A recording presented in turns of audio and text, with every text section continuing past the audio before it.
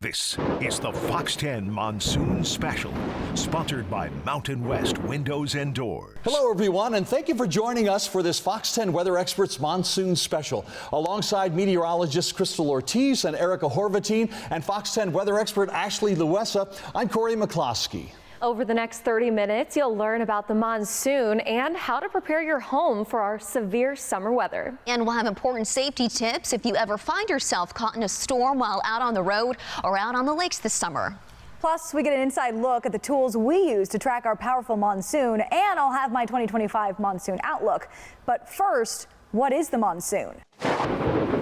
Now, the monsoon isn't a singular storm that pops up on a summer day. It's a seasonal change in the wind pattern over the southwest. Now, most of the year, westerly jet stream winds bring dry air to Arizona, but during the summer months, as we all know, by June at least, air temperatures start to rise into the triple digits across the southwest and Mexico, creating what we call a thermal low. A thermal low forms when the ground air is so hot that it quickly rises, leaving lower pressure at the surface. Now, the Pacific Ocean and Gulf of California, they don't warm up as easily, so the water stays colder than the land, which creates high pressure. Wind flows from high pressure to low pressure, which in turn helps to push moisture our direction. And then at the same time, the summer heating creates what we call the monsoon high. Now, this is an area of high pressure that builds from the south and kind of wobbles around near the Four Corners region. And with its clockwise wind flow, that monsoon high drags additional moisture our way. And this all allows for our regular rain chances, making up around half of our yearly rainfall in just 3.5 months. Now that we have moisture in play, monsoon storms can form. Sometimes passing storm systems will provide a trigger and lift for storms to develop. But during the monsoon, storms most often develop due to heat and Arizona's terrain. Now, Arizona is made up of 194 mountain ranges, and daily storms can form over them due to orographic lift. The moisture and warm air rides up the mountains, and as the air rises, it cools. Now, this causes moisture to condense into precipitation, and storms start to form. And spots like the White Mountains, the Rim, and the San Francisco Peaks, showers and storms, well, they act like clockwork during the monsoon, popping up during the early afternoon once temperatures heat up, and ending around sunset as temperatures cool down. During the monsoon, storms can move off of the mountains into the valley, bringing us showers and thunderstorms during our afternoon and evening hours. But sometimes we have a dry day, and it's not until late at night that storms will pop up out of thin air. This happens when there are storms in Sonora, Mexico, way to our south. Those storm complexes bring heavy rain to the area, which cools the air, and that cool, moist air then travels away from the storm. That we call an outflow boundary, and outflow boundaries can travel hundreds of miles away from the storm, even to the southern deserts of Arizona. These act as an invisible mechanism that triggers storms, and we can see those pop up at night out of seemingly nowhere. Preparing for the monsoon wouldn't be possible without a variety of tools and technology. Let's take a look at how they work. Radar. You see it on our shows and your phone. In Arizona, there are 4 radar locations: Flagstaff, Yuma, Tucson, and here at Phoenix Mesa Gateway Airport. Part of a network of over around 160 Doppler radars across the country to really hone in on thunderstorm activity, detection of precipitation, rain, snow, tornadoes, high winds, and all that. Sitting about 100 feet off the ground, the radar dome is hollow, containing a dish that rotates 360 degrees. It sends radio frequency waves out into the atmosphere that detect the precipitation that comes back to the radar. It sends waves out at different angles, spinning a full sweep and then tilting up higher for another sweep. It continually does that until it gets a full sample of the atmosphere. Then it returns and does the same thing over and over again. Doppler radar measures the size and movement of precipitation. It can translate a velocity product, which tells us the motion in a thunderstorm, so we can detect things like tornadoes. Automated ground observation systems and weather spotters confirm what radar sees above. The radar beam is sampling the atmosphere higher up above the ground. That's not always what's occurring on the ground, so we use volunteers to supplement our warning operations. To accurately forecast ahead, we need another tool. weather balloons. It's filling this big balloon with helium, just like a birthday party balloon, but much bigger. While the National Weather Service launches balloons several times a day all across the country, including in Flagstaff and Tucson, they don't launch in Phoenix. SRP in the 90s thought it'd be a good idea to have weather balloons launched here because thunderstorm activity can change the atmosphere vertically based on what happened in the last 12 hours. Each monsoon season, SRP launches their own balloons 2 to 3 times a day and shares their data with the NWS. Weather balloons are so important because they provide crucial data as they rise, such as temperature, humidity, and air pressure. They go up fast, ascending at a rate of 8 miles per hour. For perspective, this is the view from almost 400 feet above the ground. Weather balloons can cruise well past 60,000 feet. Going that high is key to get winds aloft, like the jet stream, or other features of the winds aloft that might help with in the summer thunderstorm development. That data is collected by these small boxes known as radiosondes. Once the balloon pops, it falls back to the ground, where it can naturally degrade or be spotted by a passerby. SRP uses the data so they can prepare for possible power outages and forecast power supply demand. This data also gets ingested into the global network of weather information that helps initialize weather models. Weather models that we use on air each day to warn you of impending storms. Here's the center of the low spinning up over us. It's this relationship between SRP, the National Weather Service, and us at Fox 10 that allows the quickest and most accurate updates to your monsoon forecast. Even if it's not raining, the monsoon can bring other driving hazards, such as a dust storm. So what do you do if you start to see those skies turn a little hazy? Well, your best bet is to stay off the roads. But if you're already on the roads and you see that dust storm rolling into the distance, it's best to pull over and pull into a safe lot. You can wait it out. These storms clear out pretty quickly. But what if you don't have time, like this guy? Well, you definitely want to pull over as soon as possible. And you can already see that storm rolling in. And a couple things to keep in mind. Once you're pulled over, take your foot off the brake pedal so your red lights aren't illuminated, and put your emergency brake on. You want your lights off so someone behind you doesn't see them and think they could follow you. That can trigger an accident. Just as with the parking lot, wait it out on the side of the road before merging back into traffic once the dust clears. And remember, if you can't pull over, drive slowly, turn your lights on, honk your horn occasionally, and follow the center line. Another thing to keep in mind is hydroplaning. You think you got it under control. You might not be able to tell now, but the roads are icy. But just seconds into the simulator, you crash. Whoa. Oh, shoot, someone's there! Ah! No! It may be a simulator, but it's surprisingly similar to what you might experience on the road during a monsoon. Sudden hydroplaning, reduced visibility, and split-second decisions. Yeah.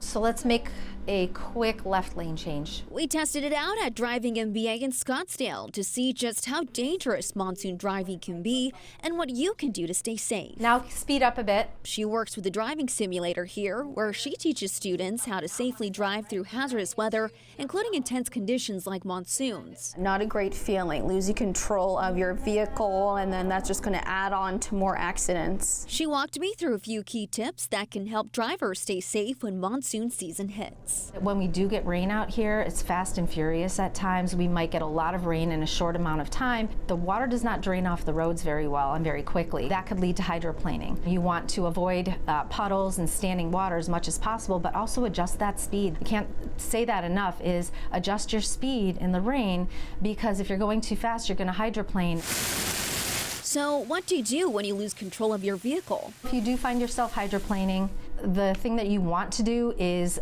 slow down by coming off your gas and keep the wheels steady. Don't make any sudden movements, but don't slam on your brakes. Dust storms are another big hazard. ADOT's little saying is pull aside, stay alive. So we don't want to be driving in there because visibility can be next to nothing. We don't know if the cars in front of us are stopped, braking, slowing down in any way. So we need to make sure that we're just pulling over to the side of the road. Rain and dust aren't the only things we have to keep in mind. Branches, some Sometimes things have blown off of somebody's truck, you know, buckets and things like that. Dawn says there's a lot that goes into prepping your car for monsoon season. It's already approaching 100. It's hit at 100. Now is a good time to go get your vehicle inspected. It's also best to have your tires in good condition when monsoon season begins. The pavement is very hot, and if your tires are not properly inflated and you don't have newer tires, you're running the risk of having a blowout out there. And for the permanent snowbirds who are experiencing their first Arizona summer, the reality is you can't outdrive a monsoon, whether you're a newcomer or a native. I think that when people come from climates where there's snow, they feel like, you know, I can power through, I'm gonna slow down, I'm gonna keep going. But with the dust storm, that's dangerous. Much more to come on this Fox 10 Monsoon Special. Hail can cause all kinds of problems for your roof and solar panels, but our experts have some tips to help you avoid costly repairs. This is the Fox 10 Monsoon Special, sponsored by Mountain West Windows and Doors. During the monsoon, there are plenty of things that can put your property at risk. At the top of mind, as your skies begin to darken during a monsoon storm, you're probably thinking rain or wind. But there's another threat, hail, and it can leave its mark, literally. Now, as we know, hail, just small pieces of ice, but depending on their size, can seriously do some damage. To understand how hail forms, we need to take it up into the clouds. Strong thunderstorms like we see in Arizona during the monsoon are powered by their updraft. An updraft is rising air that develops towering clouds. As long as an updraft is in motion, a storm can build and strengthen. Within those towering clouds, the air temperature cools with height. Eventually, there's a freezing line within the clouds, and that freezing line creates hail. As moisture droplets are sucked into the updraft, they're sent above the freeze line, turning into small pieces of ice. Those droplets wobble down and back up above the freezing line, adding new layers of ice each time.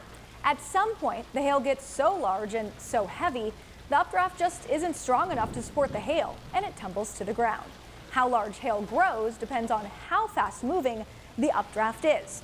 So let's take it back to our backyard here and talk about hail size. Right now, you're seeing the array of size that hail can be measured across the country. For us in Arizona, it's most typical that we see small hail with a thunderstorm on the scale of, say, 1/4 of an inch in diameter, pea-sized hail, to maybe even penny or nickel-sized. During a severe thunderstorm warning, that hail size can be an inch or larger. That's when there's concern for damage, quarter-sized hail. But for perspective, the largest hailstone that's been recorded in Arizona, get this, grapefruit size. 4.5 inches in diameter. That fell in Yavapai County in Mayer back during the 1995 monsoon. Incredible and scary. Now for the valley, the largest hailstone, 2.5 inches in diameter. It fell in October of 2010. You might remember the storm. That hail, 2.5 inches in diameter, measuring at tennis ball sized. Wow.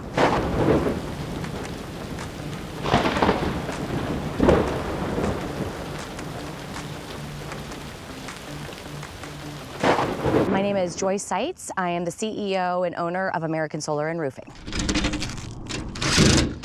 When we design a solar system, we always design for heavy gusts and uplift. We're always looking at least 100+ mile-an-hour winds. There are clamps that are on the middle and then on the end of all the solar panels and then the array itself. And so as long as those are locked down and torqued correctly, there is no rattling and there will be no lifting. And if there's ever a hailstorm, the glass is tempered, so it's designed for high hail areas. If you've just been installed in the last, 1 to 5 years, it's probably okay. Getting your roof ready for the monsoon is absolutely important. It's just as scientific as solar. So if you allow leaves to sit on your roof, that's going to cause damage to the roofing system underneath it, even if it's tile. So getting on the roof and clearing it off, you need to be doing that regularly. If a gutter system has a tennis ball in it, right, or a toy in it, any type of backup then that leaves can then trap around, you will cause issues because the water can then run up the roof system, and water is only supposed to run down roof systems. Because we haven't seen a lot of monsoon action in the last couple of years, there might not have been anybody inspecting your roof, but now is the time. If you didn't do it the last 2 years because there was no rain, this might be your 3rd year that you should be inspecting it. Still ahead on this Fox 10 Monsoon Special, we've got tips to help you stay safe outdoors if the lightning starts flashing. Plus, Erica hits the water to learn more about what to do should you find yourself out on the lake in the middle of trouble. This is the Fox 10 Monsoon Special, sponsored by Mountain West Windows and Doors. When you're on an outdoor adventure and a storm rolls in, lightning can be a deadly threat. Even if a storm looks far away, lightning can strike 10 to 12 miles away from the storm. So if you can hear thunder, lightning can strike at your location. So when thunder roars, go indoors. But if you're out in the wilderness, that might not be an option. So what should you do? Well, first things first, you can determine how far the lightning strike is. You can do that by counting between the lightning strike and the next roar of thunder. And then you divide that by 5. About 5 seconds is about a mile away. So let's count after the next strike. Okay, 1, 2, 3, 4, 5. There it is. So that's about 1 mile away. Way too close for comfort. Now we need to figure out what to do next. Well, if you're close enough to your car, go ahead and get in your car. But if it's too far, that's not an option. You want to find the best spot among the terrain. So you want to get to the lowest point. That's because lightning likes the path of less resistance. So you want to get off of any ridges or any peaks and get to the lowest part of that terrain, maybe even a ravine. Once you're there, do not lay on the ground, but get as close to the ground as possible. If you have a backpack, you can go ahead and sit on your backpack, making sure that your feet are on your backpack. However, if you do not have a backpack, you want to crouch and keep your feet together. This is your best way to avoid a strike in the wilderness. So it's another 110-degree day in the valley, and what a better way to beat the heat than heading out to the lake.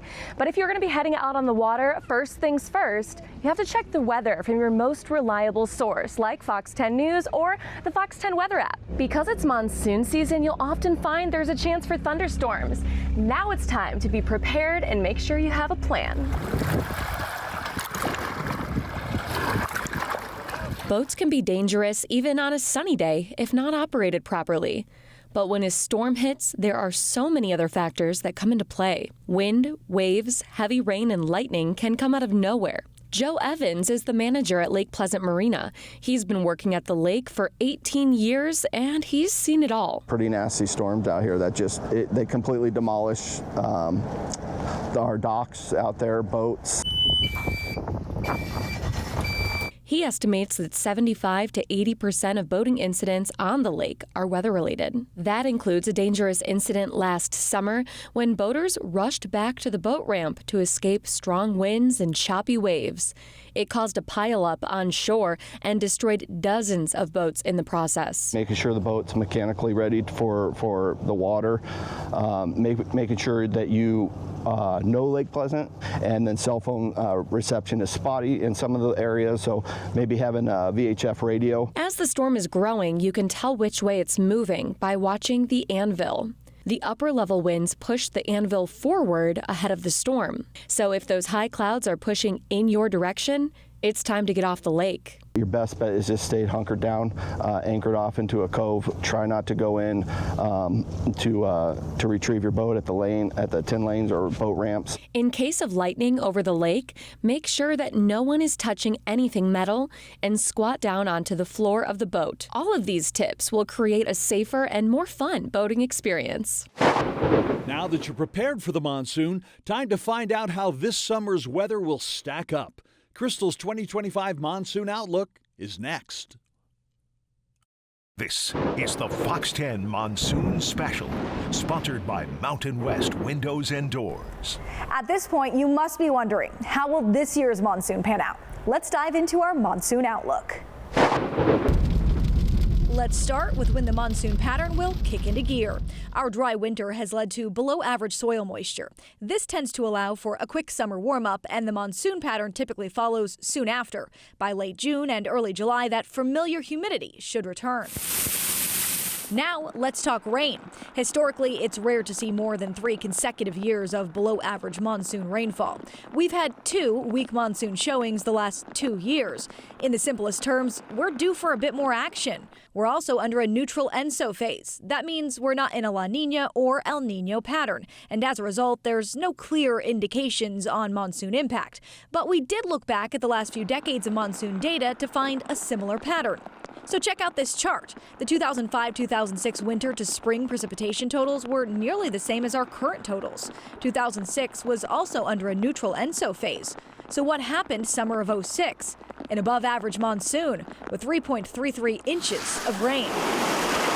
So check out this map. The Climate Prediction Center is leaning toward above average rain totals between July and September, particularly along the eastern half of Arizona. Unfortunately, their analysis also calls for a hotter than average summer, something we're seeing more and more often.